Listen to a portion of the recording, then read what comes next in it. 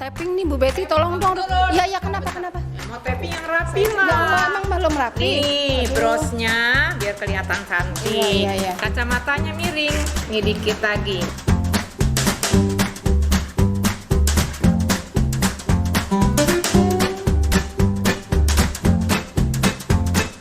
Halo anak-anak YPI, karena kondisi COVID, maka Kita belajar melalui online PJJ SMP YPI. Setiap hari Jumat jam 1:30 sampai jam 2:30 hanya di YouTube channel SMP YPI Pulau Gadung.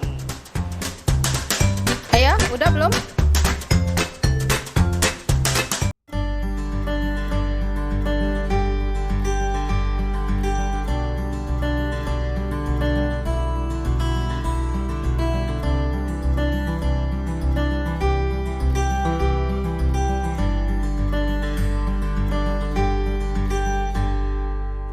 Assalamualaikum warahmatullahi wabarakatuh. Alhamdulillahirabbil alamin. Kepada kaum muslimin dan muslimat dimanapun berada, kami panitia renovasi pembangunan Masjid Al-Iman Yayasan Pendidikan Islam Pulau Gadung ingin menyampaikan laporan terkini situasi yang alhamdulillah pada sampai saat ini berkisar antara 40%.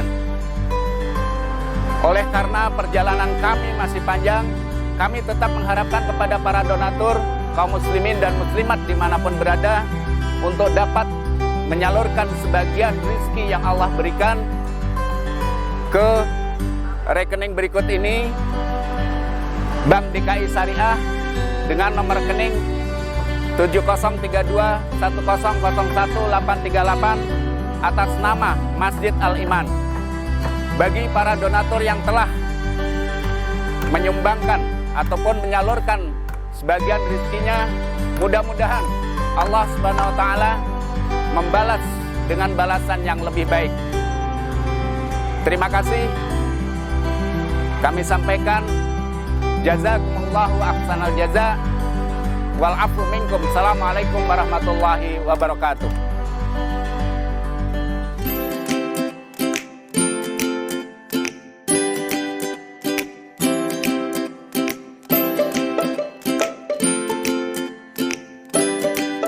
Hi, don't forget to watch our English class in our YouTube SMP YPI Pulau Gadung at every Sunday at 1 until 2 p.m.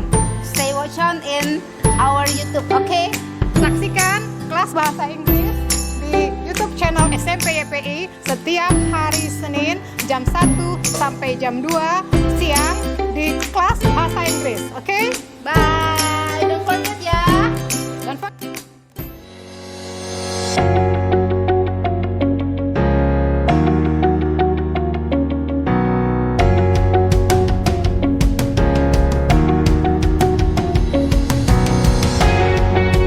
Jangan lupa saksikan mata pelajaran PPKN setiap hari Senin jam 2 sampai jam 3 sore. Hanya di channel YouTube SMP YPI Pulau Gadung. Tapping nih Bu Betty, tolong dong. Iya, kenapa? Mau tapping yang rapi Ya Allah, mah. emang belum rapi. Nih brosnya biar kelihatan cantik. Iya. Kacamatanya miring. Nih dikit lagi.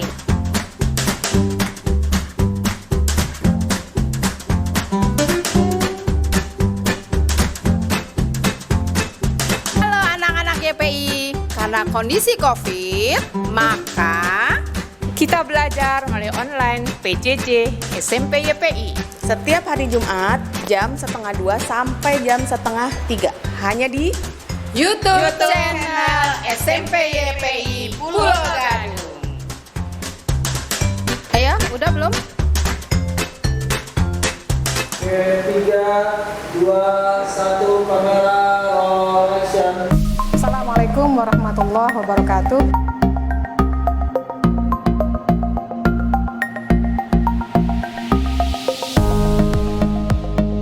Yuk, sebelum kita mulai pembelajaran, mari kita berdoa terlebih dahulu.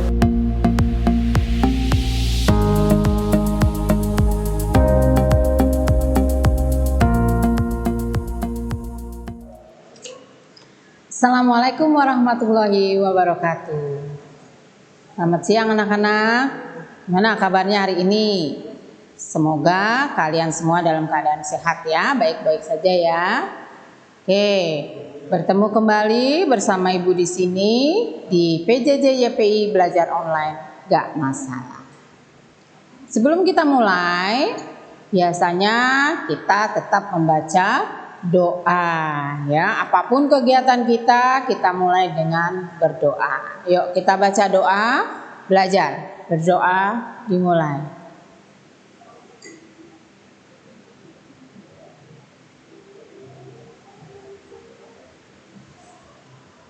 Berdoa selesai.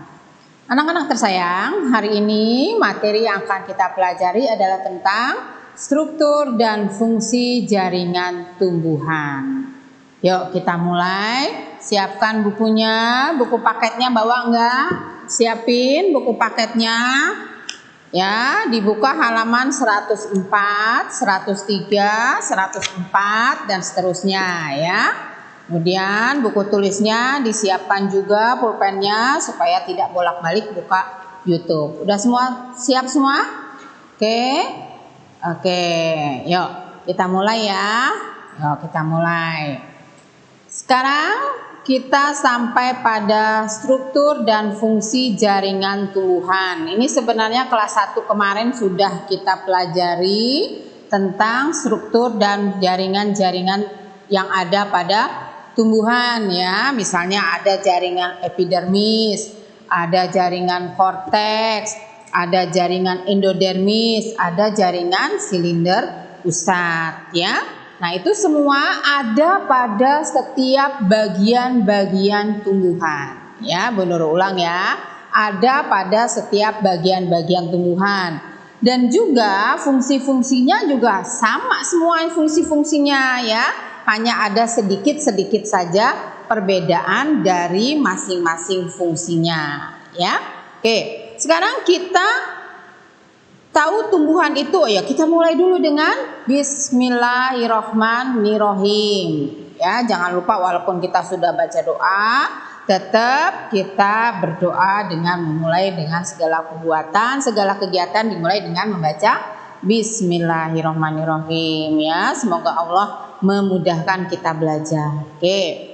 Sekarang bagian-bagian tumbuhan ya, sayang sekali Ibu tidak bisa membawa tumbuhan itu ke sini ya. Tapi kita udah tahu.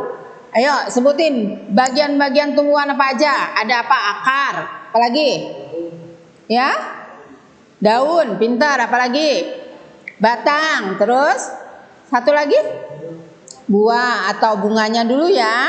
Oke, jadi ada akar, ada batang, ada daun, ada bunga, baru ada biji ya.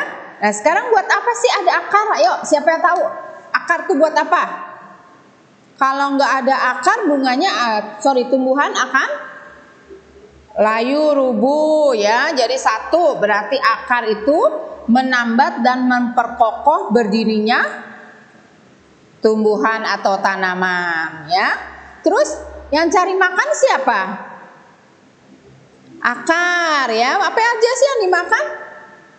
Kentaki bukan? Apa yang dimakan?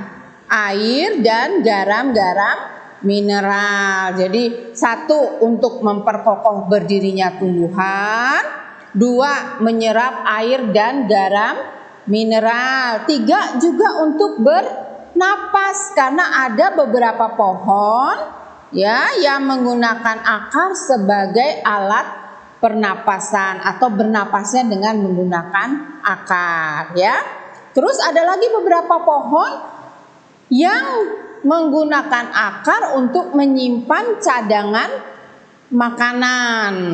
Siapa pernah makan ubi? Pernah? Nah, ubi itu apa itu? Ubi itu bagian dari singkong. Itu bagian dari apa? Buah apa bukan? Buah bukan. Ubi ngambilnya di mana? Di tanah. Berarti dia bagian dari akar. Jadi sebenarnya yang dimakan dari singkong, dari ubi itu adalah cadangan makanan dari tumbuhan itu. Ya, jadi guna akar satu. Apa satu?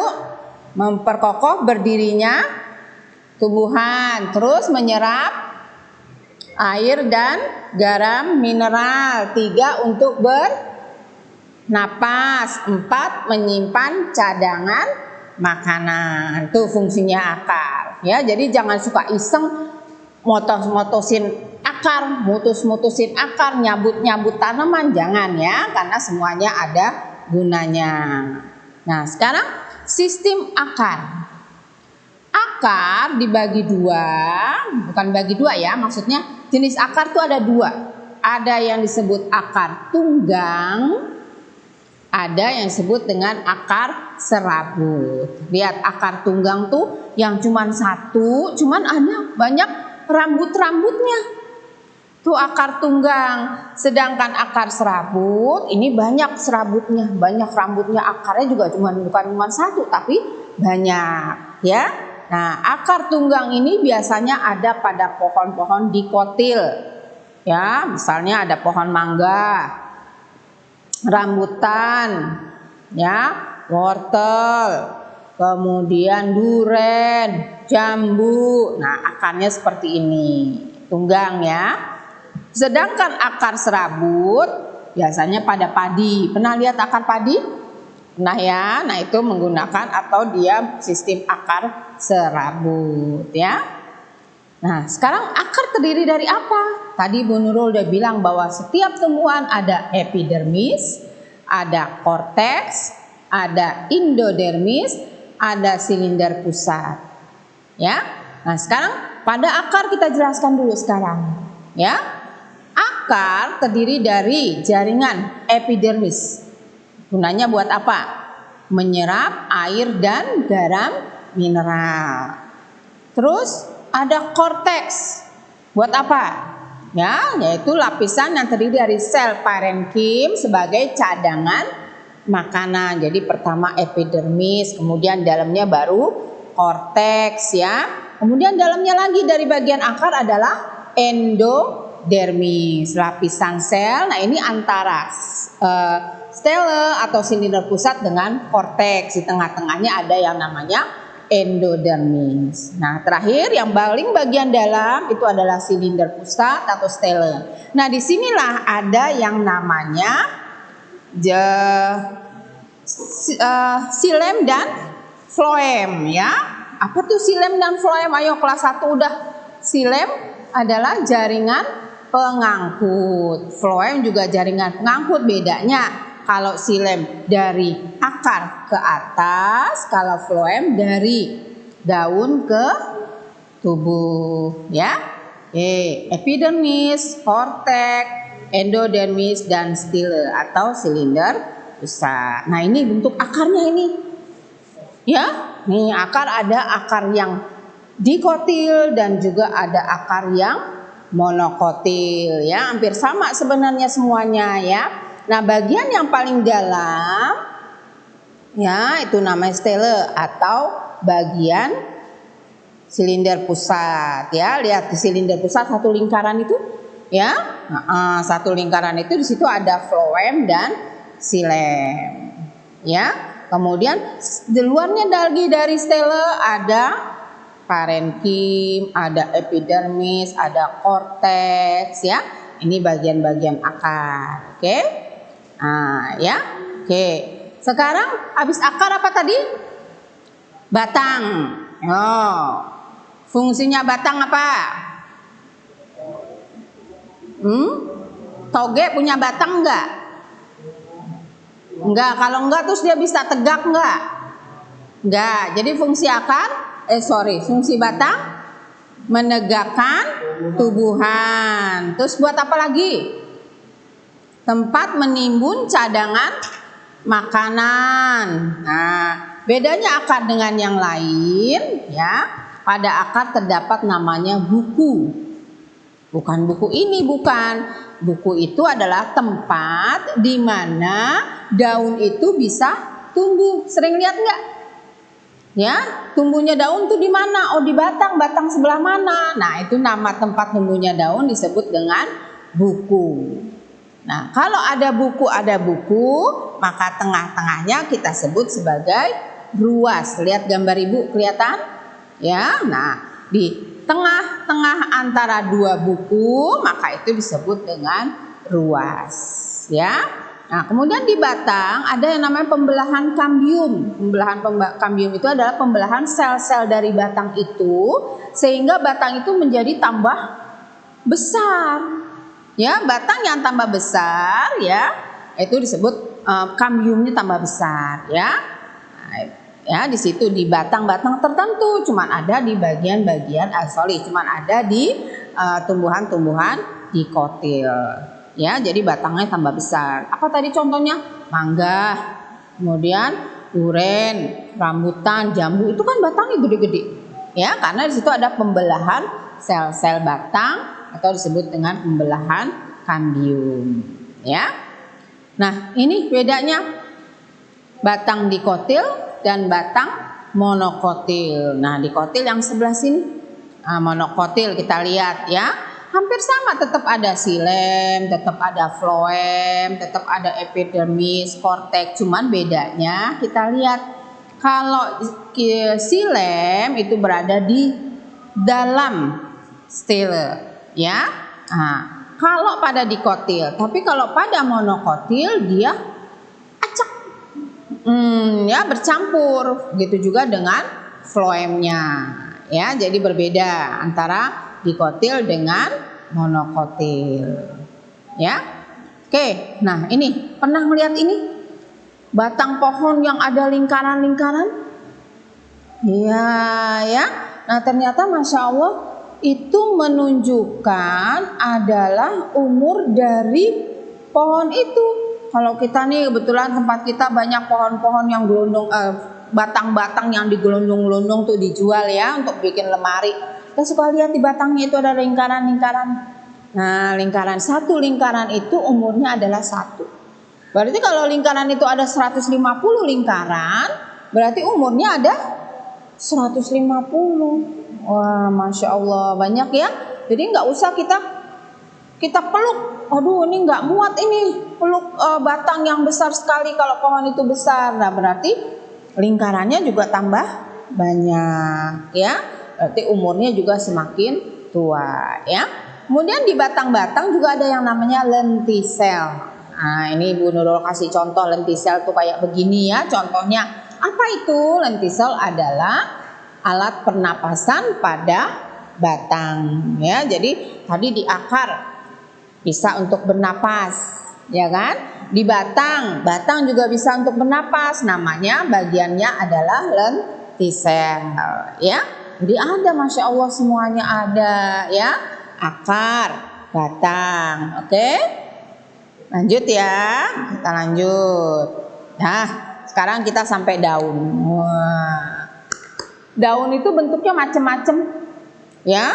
Nah, di sini Bu Nurul ambil satu daun dan hampir semua daun berwarna hijau. Hampir ya, berarti tidak. Bukannya Bu Nurul bilang nggak ada yang warnanya bukan hijau, tapi hampir 90% daun itu berwarna hijau. Nah, daun ya itu terdiri dari helai daun. Nah, bagian yang biasa kita pegang hijau ya. Kemudian kan ada tulang-tulangnya sedikit. Ya, itu disebut tulang daun ya. Ada tangkai daun ya. Nah, daun tumbuh di tempat batang tadi namanya apa? Buku ya. Nah, bentuk-bentuk daun ada yang menyirip seperti itu ya, menyirip namanya ya. Ada yang menyirip itu berarti tangkai daunnya ketemu, tulang daunnya ketemu ya. Kemudian ada yang melengkung ya, arahnya kemudian ada yang menjari, ada juga yang sejajar ya. Nah, kita lihat sekarang yang dikotil. Daun yang bentuknya seperti ini, menyirip dan menjari, itu disebut dengan tumbuhan dikotil. Coba yang menjari apa?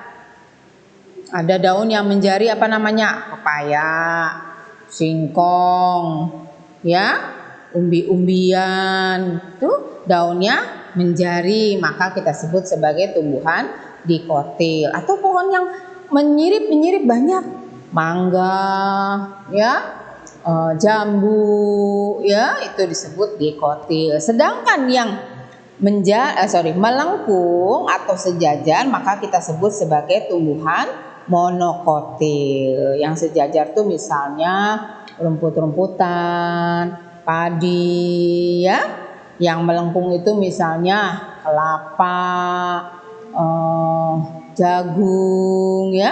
Nah, itu disebut monokotil. Oke, itu daun ya, bisa lihat. Oke, lanjut. Fungsinya daun apa? Nah, ini biasanya udah pada tahu nih. Tempat berlangsungnya apa? Fotosintesis. Ya, apa sih fotosintesis? Ada yang tahu apa fotosintesis?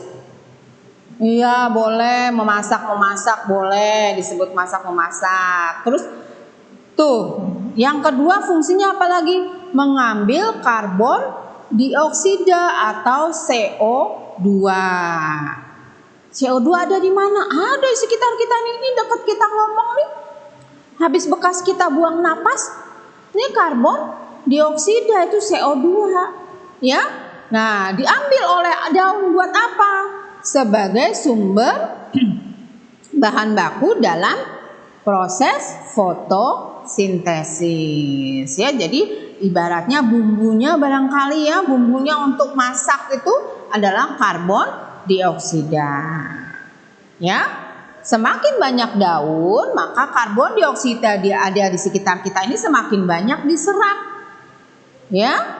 Kalau banyak daun banyak menyerap karbon dioksida, insya Allah lingkungan kita menjadi bersih karena kita manusia usahakan tidak boleh menghirup karbon dioksida. Ya. 3, untuk mengatur penguapan air. Nah, jadi perlu nggak nih sekarang airnya menguap nih? Misalnya kebanyakan hujan, berarti masuknya air lebih banyak, maka daun akan mengatur. Oh, kalau gitu kita uapin sedikit deh airnya supaya akarnya tidak kebanyakan menyimpan air. Atau misalnya terlalu terang nih, panas sekali, kemarau. Nah, daun akan mengatur bagaimana caranya supaya air di dalam tubuh itu jangan terlalu banyak menguap. Nah, itu diatur oleh daun. Siapa yang mengatur? Namanya stomata. Ya, nanti kita lihat stomata itu kayak apa. Ya. Yang keempat sebagai proses pernapasan respirasi tumbuhan. Ya, jadi bisa bernapas juga. Ya, tadi di akar bisa bernapas, di batang bisa bernapas, di daun juga Masya Allah bisa bernapas. Ya. Jadi kalau kita manusia cuma satu tempat bernapasnya, maka di tumbuhan ada beberapa macam tempat pernapasan atau respirasi. Ya, 1 tempat tuh fungsi daun Ibu ulang. 1 tempat berlangsungnya fotosintesis. 2 mengambil karbon dioksida. 3 mengatur penguapan air. 4 sebagai tempat pernapasan atau respirasi tumbuhan. Oke, bisa? Nah, ini apa ini? Ada stomata, disebut mulut daun. Masya Allah, daun juga punya mulut.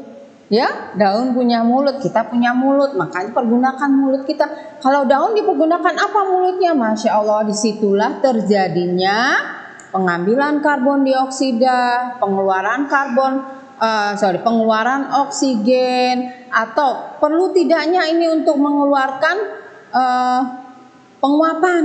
Nah, ini yang ngatur adalah stomata ini yang disebut dengan mulut daun. Semua daun ada stomatanya, cuman itu harus dilihat dengan menggunakan alat khusus. Ya, minimal dengan menggunakan mikroskop. Ya, nanti bila waktunya kita bisa ketemu, insya Allah kita mainin mikroskop, kita lihat daunnya, di situ ada stomata hitam-hitam. Jadi kalau dia lagi kebuka, kelihatan, atau dia ketutup. Kalau dia terbuka, berarti mungkin dia lagi mengeluarkan air, ya, menutup, ya, dia lagi menahan pengeluaran air, atau berbuka lagi mengeluarkan oksigen, ya, bisa saja seperti itu, ya. Jadi tadi kalau ini juga bisa buat menapas, namanya stomata. Oke, ya. Nah, fungsi stomata apa? Fungsi mulut daun. Nah, kita punya mulut ada dua fungsinya, begitu juga dengan mulut daun. Satu, fungsinya tempat pertukaran gas keluar masuknya karbon dioksida dan oksigen. Jadi karbon dioksidanya masuk diproses, kemudian keluarlah oksigen. Ya, itu diatur, daun sendiri akan mengatur, bukan kita yang nyuruh. Ya. Dua, keluarnya uap air atau H2O pada proses penguapan atau transpirasi. Ya, jadi perlu nggak nih keluar nih airnya? Ya, uap airnya perlu keluar nggak? Nah, kalau memang perlu, maka stomata akan membuka dan menutup. Ya, nah jumlah stomata lebih banyak di permukaan bawah daun daripada permukaan atas. Kenapa? Di sini kalau ini daun, ini di bawahnya lebih banyak. Kenapa? Iya, karena kalau kebanyakan di atas, maka dia kebanyakan air nanti akan menguap sehingga akibatnya apa? Banyak pohon yang akan kekeringan. Makanya Allah menciptakannya ada di bawah bagian daun yang jumlah yang banyak, ya. Oke, tadi kita udah sampai ke satu, akar. Ya. Ada yang ingat fungsi akar? Ya, salah satunya untuk bernapas, kemudian untuk cadangan makanan, salah satu untuk menegakkan pohon. Kemudian ada lagi batang. Batang fungsinya? Iya, untuk juga menegakkan pohon, kemudian untuk cadangan makanan, untuk pernapasan. Hampir sama berarti ya gunanya ya. Ya, yang ketiga adalah daun. Ya, gunanya untuk fotosintesis. Apa sih fotosintesis? Proses masak memasak. Kemudian untuk respirasi juga, untuk pernapasan ya. Kemudian untuk keluar masuknya karbon dioksida dan oksigen. Oke. Apa namanya tempat keluar masuknya? Stomata ya. Oke, kita lanjut ya. Nah, kita sampai ke bunga. Wah, seneng kita, apalagi yang perempuan nih seneng bener kalau ngelihat bunga. Ya, pengennya dipetik. Oh, jangan. Ya. Kalau bunganya dipetik, maka tumbuhan itu tidak akan menghasilkan tumbuhan yang lain karena bunga ini digunakan sebagai alat reproduksi atau alat perkembangbiakan ya. Nah, di bunga ada namanya alat kelamin jantan dan alat kelamin betina ya. Nah, kita lihat bunga ini, Bu Nurul punya bunga, gambar bunga ya. Ada yang namanya benang sari ya. Ada juga yang namanya kepala putik. Nah, ya. Nah, benang sari disebut sebagai alat kelamin jantan, sedangkan kepala putik disebut sebagai alat kelamin betina. Nah, nanti di dalam satu bunga itu di bawah kelopak bunga itu nanti ada bakal buah atau ada bijinya di situ ya, ada bakal buah. Nah, itulah nanti sesudah ada penyerbukan dari benang sari ke kepala putik, maka bakal buah itu akan berubah menjadi biji ya. Kemudian berubah menjadi biji, akhirnya berubah menjadi buah ya. Dilihatin dulu ini kalau kamu kebetulan di dekat rumahnya ada buah, boleh diambil, ada bunga, boleh diambil supaya kita bisa belajar ya, bisa belajar. Oh, ini yang namanya kepala putik, oh ini yang namanya benang sari ya. Oke, sementara Bu Nurul stop dulu ya, kita lanjutkan beberapa saat lagi ya. Jangan kemana-mana, tetap di PJJ YPI belajar online, gak masalah. Oke. Ini Bu Betty tolong dong. Iya, kenapa? Mau tapping yang rapi Ya, mah. emang belum rapi. Nih, brosnya biar kelihatan cantik. Iya. Kacamatanya miring. Nih dikit lagi.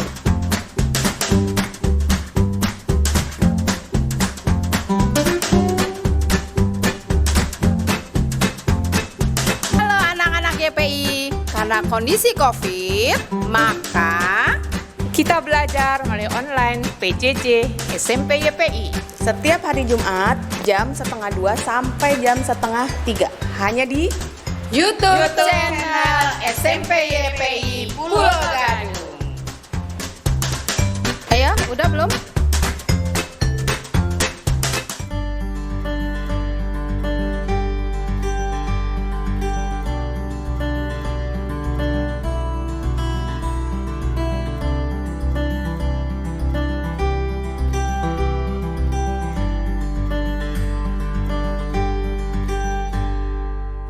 Assalamualaikum warahmatullahi wabarakatuh. Alhamdulillahirabbil alamin. Kepada kaum muslimin dan muslimat dimanapun berada, kami panitia renovasi pembangunan Masjid Al-Iman Yayasan Pendidikan Islam Pulau Gadung ingin menyampaikan laporan terkini situasi yang alhamdulillah pada sampai saat ini berkisar antara 40%. Oleh karena perjalanan kami masih panjang, kami tetap mengharapkan kepada para donatur, kaum muslimin dan muslimat dimanapun berada untuk dapat menyalurkan sebagian rezeki yang Allah berikan ke rekening berikut ini. Bank DKI Syariah dengan nomor rekening 703210010838 atas nama Masjid Al-Iman. Bagi para donatur yang telah menyumbangkan ataupun menyalurkan sebagian rezekinya, mudah-mudahan Allah Subhanahu wa taala membalas dengan balasan yang lebih baik. Terima kasih. Kami sampaikan jazakumullahu ahsanal jaza wal afu minkum. Assalamualaikum warahmatullahi wabarakatuh.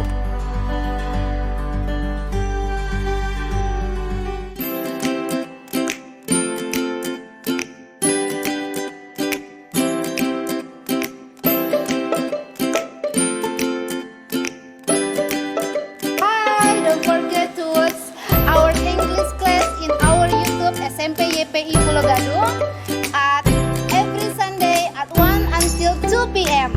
Stay watch on in our YouTube, okay?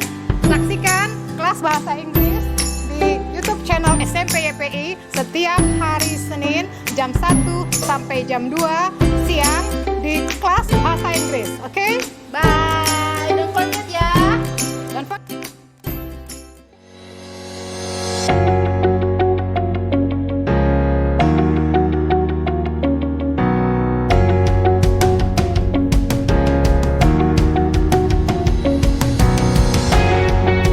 Jangan lupa saksikan mata pelajaran PPKN setiap hari Senin jam 2 sampai jam 3 sore.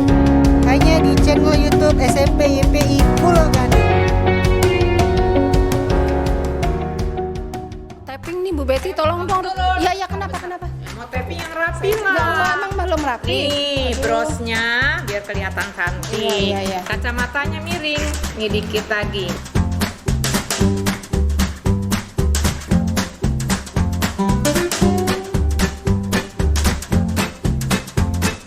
Halo anak-anak YPI, karena kondisi COVID, maka Kita belajar melalui online PJJ SMP YPI. setiap hari Jumat jam 1:30 sampai jam 2:30 hanya di YouTube channel SMP YPI Pulau Gadung. Ayo, udah belum? Oke, 3, 2, 1, kamera, roll action. Assalamualaikum warahmatullahi wabarakatuh.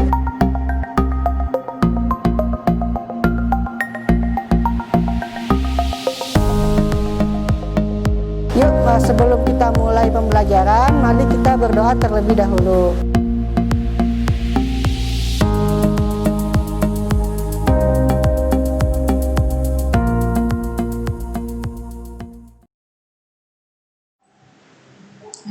Kembali lagi bersama Bu Nurul di sini.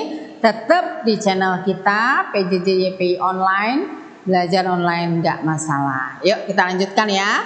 Tadi kita sudah sampai ke bunga. Sebelum bunga apa tadi, coba bantuin Bu Nurul coba.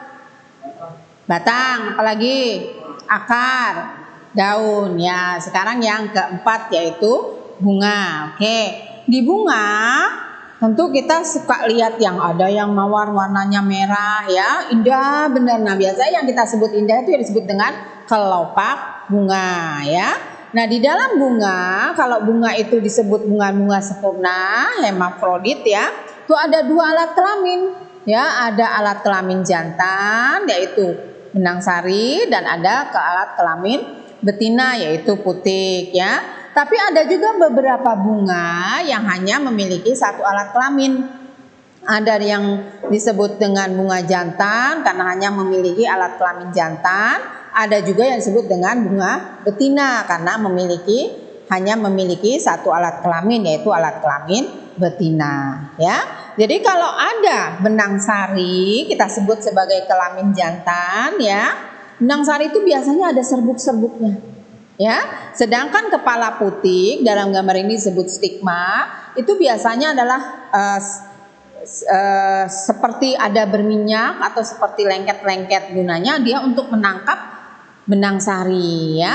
Nah, kalau ada benang sari terbang jatuh ke kepala putik, maka itu kita sebut sebagai penyerbukan. Dalam gambar ini ya, kita sebut dengan anter atau kepala sari, kemudian filamen benang sari ya. Nah, itu yang akan terbang ke stigma ya, atau disebut kepala putik. Dalam gambar Bu Nurul ini disebut dengan bunga sempurna atau hermafrodit karena memiliki dua alat kelamin ya.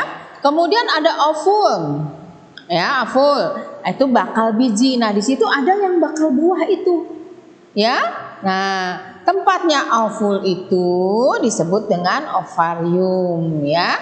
Kemudian ada reseptakel atau dasar bunga, kemudian ada petal yang disebut mahkota bunga yang suka kita lihat, mawarnya bagus ya, itu disebut dengan mahkota bunga. Nah, bagaimana penyerbukannya ya? Nah, penyerbukannya kalau dibantu dengan bisa ada angin ya, bisa ada manusia, bisa ada burung atau kupu-kupu. Ketika kupu-kupu atau burung ini nempel ke bunga itu, nah, barangkali ada sayapnya yang mengepak-ngepak sehingga benang sarinya berpindah. Ya, benang sarinya jatuh kepada kepala putik. Ya, jatuh kepala putik maka kita sebut dengan penyerbukan. Ya, tapi ada juga dengan tangan manusia, misalnya ada para peneliti-peneliti yang memang mengambil kepala putik dengan pinset gitu, diletakkan di benang sari, ngambil benang sari diletakkan di kepala putik, boleh. Ada juga yang ditolong dengan angin. Angin ini menerbangkan benang sari kemana-mana ya, sehingga benang sari itu bisa jatuh pada tempat yang tidak kita duga. Nah, itu penyerbukan ya. Nah, sesudah terjadi pertemuan antara kepala putik dengan benang sari, maka kita sebut dengan terjadinya penyerbukan ya. Nah, sesudah terjadi penyerbukan ya, maka akan terjadi pembuahan, yaitu peleburan sel kelamin jantan dengan sel telur ya. Sel kelamin jantan dengan sel telur ini terjadi penyerbukan ya, atau kesatuan peleburan ya antara sel kelamin jantan dengan sel telur. Nah, sesudah itu ya, maka akan terbentuk menjadi bakal buah ya, bakal biji dan akhirnya menjadi biji ya. Nah, itu prosesnya. Nah, biji ini ditanam, tumbuh lagi seperti bunga yang tadi ya. Oke, sekarang fungsi bunga apa? Satu, sebagai alat perkembang biakan ya, tadi ada kepala putik, ada benang sari. Dua, untuk menarik perhatian serangga agar melakukan penyerbukan. Tadi Bu Nurul udah cerita bahwa penyerbukan bisa ditolong dengan serangga. Sering ngelihat kupu-kupu menghirup ya, atau burung ya, atau binatang-binatang lain yang memang dekati bunga. Nah, itulah yang menolong bunga untuk melakukan penyerbukan, ya. Kemudian menghasilkan biji, ya. Sesudah ada penyerbukan, ada pembuahan, maka bunga itu sekarang berubah menjadi biji, ya. Biji berubah menjadi buah, ya. Kemudian sebagai wadah menyatunya gamet jantan dan betina. Yang terakhir tentu untuk dinikmati keindahannya oleh manusia. Cuman jangan mentang-mentang buat keindahan kita ketik bunga, bunga ini bagus yuk kita kasih orang tua kita, jangan, ya. Jadi sebisa-bisanya kita tahan tangan ini supaya tidak merusak bunga, ya, karena dari bunga itu kita akan dapatkan biji yang baru, kita akan dapatkan buah yang baru, ya. Atau kalau memang pohonnya tidak ada bunganya, ya berarti untuk bunga yang lain, ya. Oke, sekarang transportasi. Nah, ya, transportasi pada tumbuhan bukan pakai M27, bukan pakai mikrolet, ya. Tapi adalah transportasi ini maksudnya perjalanan yang dilakukan oleh tumbuhan. Memang benar ada dua jaringan, yaitu xilem dan floem, ya. Xilem ini alat angkut, ya, dari akar menuju ke daun. Angkut apa aja yang diangkut? Xilem, air dan garam-garam mineral diangkut ke atas, ya. Terus dari atas dimasak oleh daun, sesudah ada makanannya dikirim oleh floem, ya.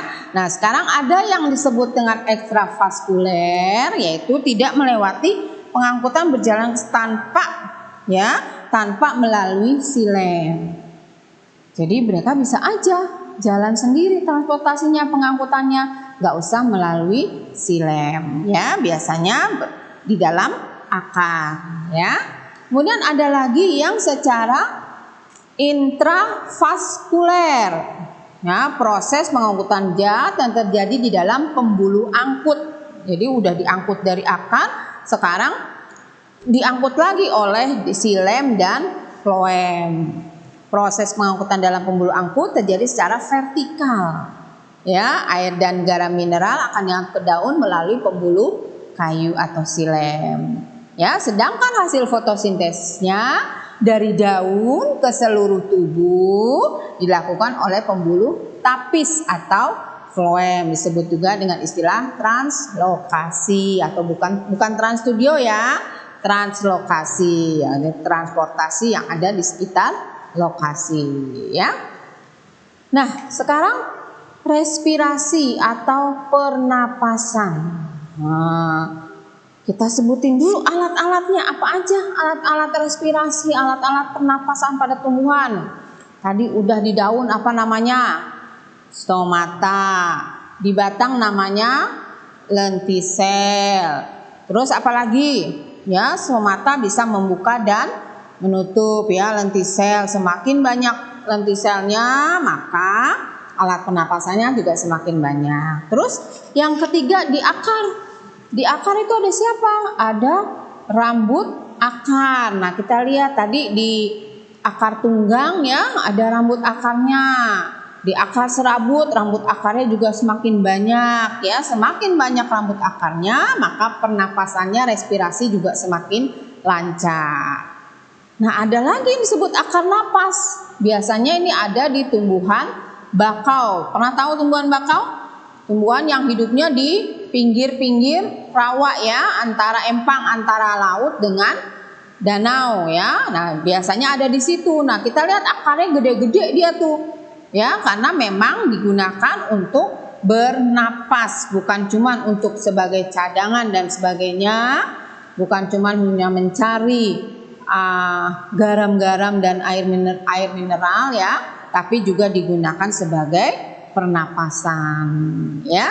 Nah, ini biasanya ada pada tumbuhan bakau, ya. Apa tadi? Ada stomata, ada lentisel, ada rambut akar, dan ada akar napas. Itu alat-alat pernapasan, ya. Nah, pertukaran gas yang terjadi pada tumbuhan dilakukan secara difusi atau pembauran. Jadi membaur dia, ya. Jadi sama-sama. Nah, ya, Proses respirasi. Respirasi adalah proses penguraian bahan makanan yang menghasilkan energi. Terjadinya di stomata atau mulut daun. Ini pada daun ya.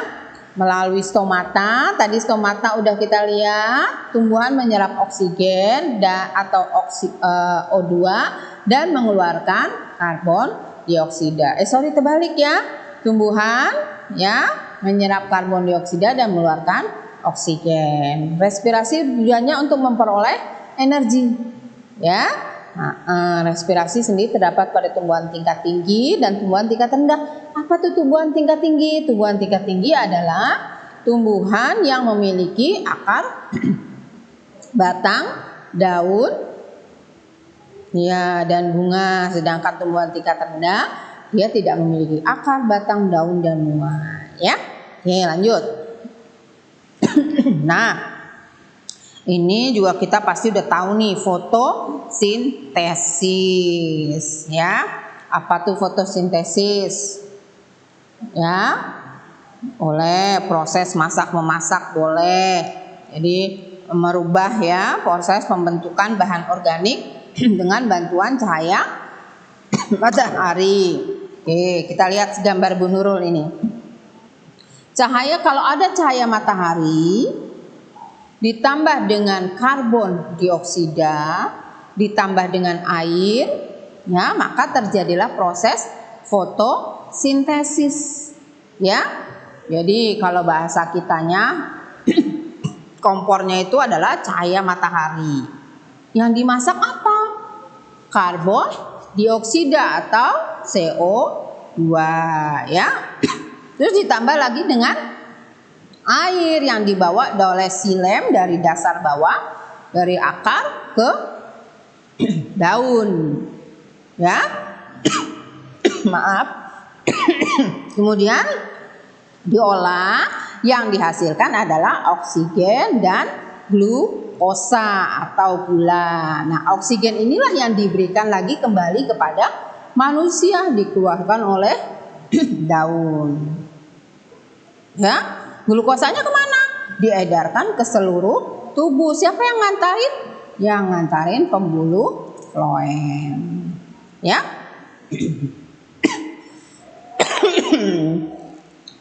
Fotosintesis nggak banyak karena apa? Kelas 1 kita udah ya. Maaf ya. Nah, fotosintesis juga ada pengaruh-pengaruhnya. Ya, ada pengaruh dari kadar CO2 di udara, ya. Tapi kalau semakin banyak karbon CO2 di udara, bukan berarti fotosintesis semakin bagus, enggak. Tapi biasanya ini menyebabkan pohon itu keracunan, ya.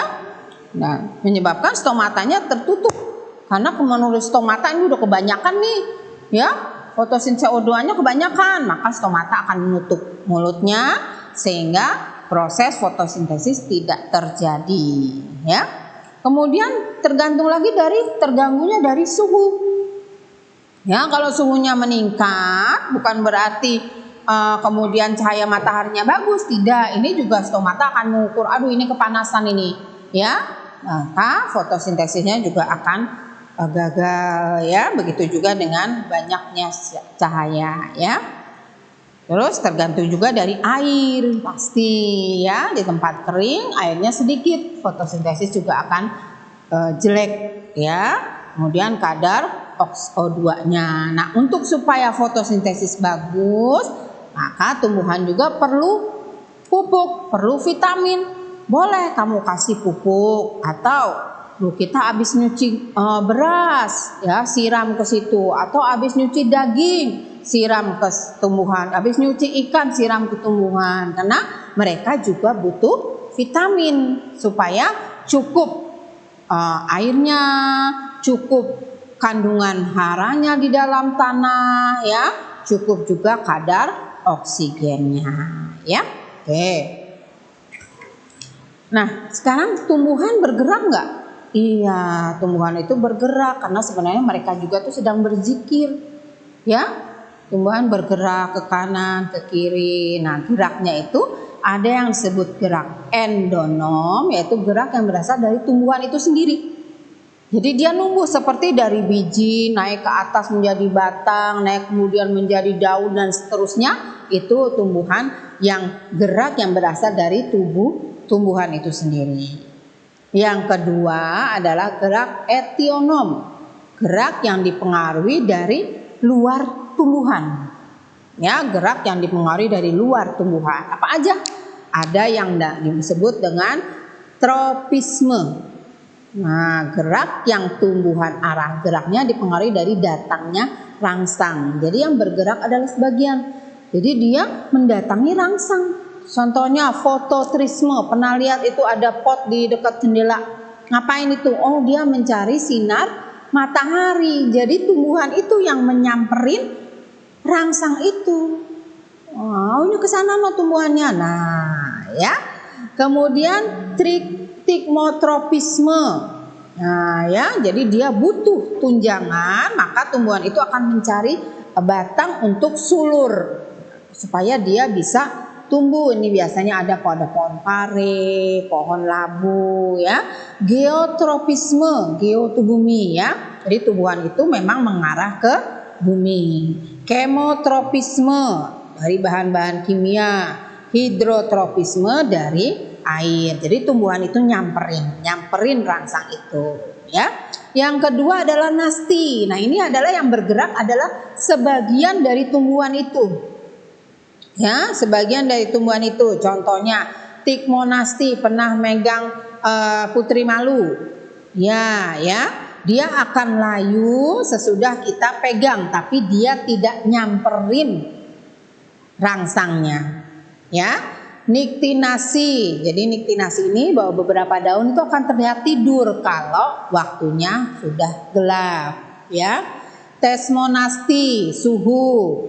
Ya, kalau suhu-suhu tertentu maka ada bunga yang akan mekar, ada bunga yang akan layu pada suhu-suhu tertentu. Misalnya kalau kita lihat bunga tulip, ya, bunga tulip itu akan mekar pada suhu-suhu tertentu. Haptonasti, ya, kemudian fotonasti dari cahaya, ya. Di fotonasti misalnya ada bunga pukul 4, dia akan mekar kalau sudah jam 4 sore, ya. Kemudian yang terakhir taktis, gerak seluruh tumbuhan yang terjadi dari rangsang dari luar. Jadi tumbuhan itu akan bergerak, ya, akan bergerak kalau ada rangsang dari luar, ya. Contohnya pada fotosintesis disebut dengan fototaksis, ya. Oke, sekarang yang terakhir. Nah, teknologi yang terinspirasi dari tumbuhan. Masya Allah, ternyata sekarang di mana-mana orang bikin teknologi itu dengan memikirkan, oh iya ini apa ya? Oh, pernah lewatin jalan raya, jalan tol, ya jalan tol itu fondasinya kuat banget karena dia dilewatin oleh mobil-mobil besar. Nah, dia menggunakan proses fondasi cakar ayam atau disebut dengan fondasi akar pohon. Di kita akar pohon kelapa, lihat tuh kesana kemari, ya. Nah, itu digunakan sebagai fondasi. Sekarang bikin gedung juga begitu, fondasinya fondasi akar kelapa karena betonnya semakin bertumpuk. Masjid kita juga pakai fondasi seperti itu supaya lebih kokoh. Nah, air mancur, kalau kita lihat air mancurnya, airnya dari bawah mancur ke atas. Kok bisa ya?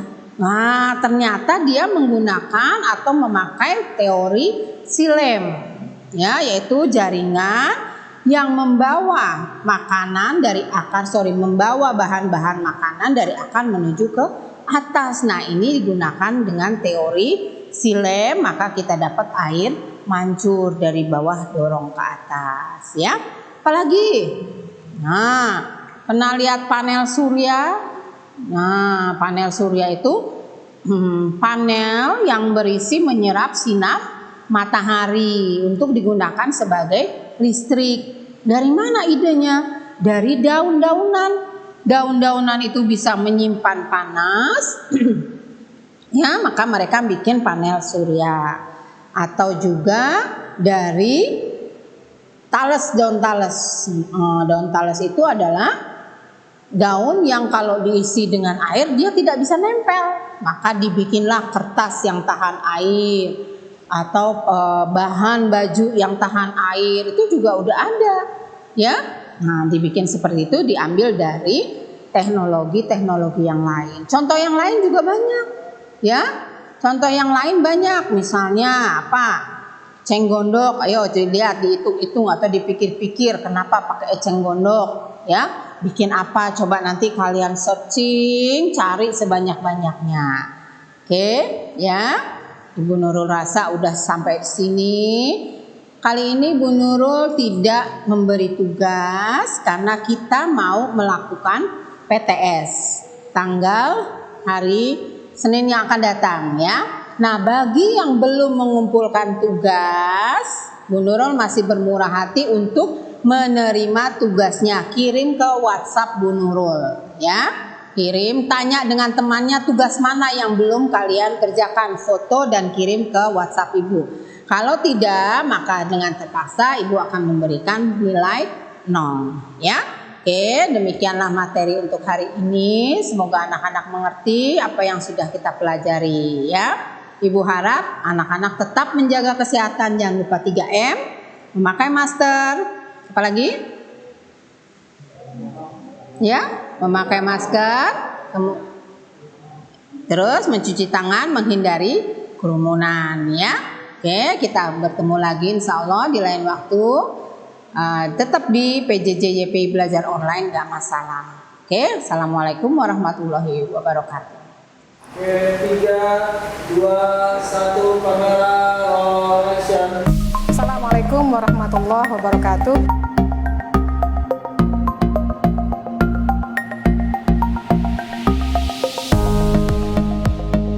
Yuk, sebelum kita mulai pembelajaran, mari kita berdoa terlebih dahulu.